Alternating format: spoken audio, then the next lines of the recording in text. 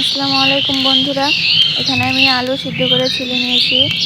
এখানে জিরা বাটা নিয়েছি কিছুটা, পেঁয়াজ বাটা নিয়েছি কিছুটা, পেঁয়াজ কুচি কুচি করে নিয়েছি কিছুটা। এখানে লবণ নিয়েছি পরিমাণ মতো, মরিচের গুঁড়ো, হলুদের গুঁড়ো নিয়েছি। এখানে আলু সিদ্ধ করে আলু ছিলে আলু আধা ভাঙা করে নিয়েছি কিছুটা। এখানে আমি হলুদের গুঁড়ো দিয়ে দিব, পরিমাণ মতো হলুদের গুঁড়ো দিয়ে দিব। তারপর পরিমাণ মতো মরিচের গুঁড়ো দিয়ে দিব, অল্প কিছুটা দিলেই হবে। লবণ দিয়ে দিব পরিমাণ মতো।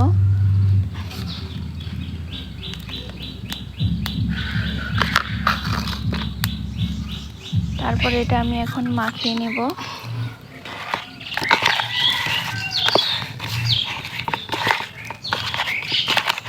পুরোটা সুন্দর করে মাখিয়ে নেব, যেন ভাজলে সুন্দর লাগে দেখতে।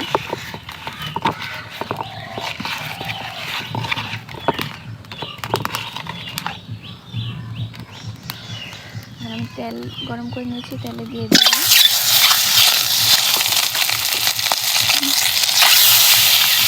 ডিমগুলো তেলে এখন আমি ভেজে নেব।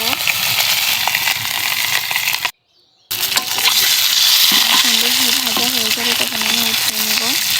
এটা ভাজা আমার শেষের দিকে প্রায় হয়ে গেছে, লাল লাল হয়ে গেছে। লাল লাল হলে সুন্দর লাগবে দেখতে, ভাজা হলে খেতেও ভালো লাগবে। সেই কারণে সুন্দর করে ভেজে নেব। ভাজা হয়ে গেলে উঠিয়ে নেব, আমি একটা পাত্রে উঠিয়ে নেব ডিমগুলো। এটা প্রায় ভাজা শেষ।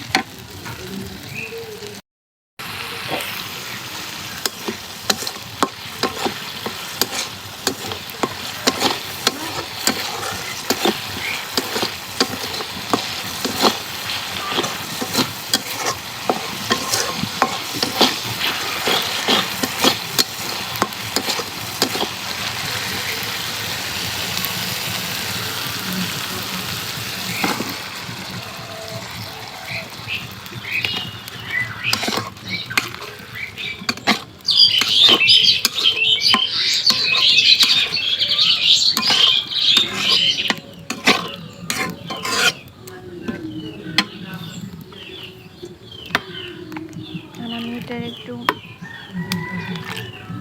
নাড়াচাড়া করে নেব।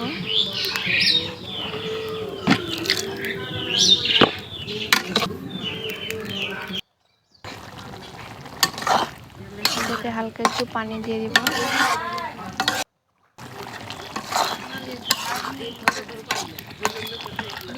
তারপর এটা একটু কষিয়ে নেব।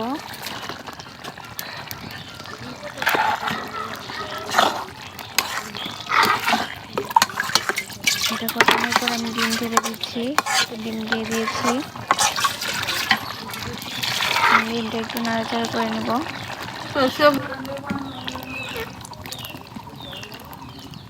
তারপর এটাতে আমি পানি ঢেলে দেব, অল্প কিছু পানি ঢেলে দেব।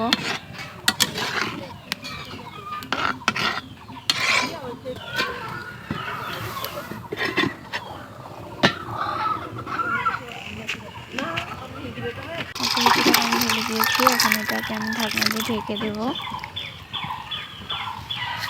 হয়ে গেলে নামিয়ে নেব। হয়ে গেছে, এখন আমি এটা নামিয়ে নিচ্ছি।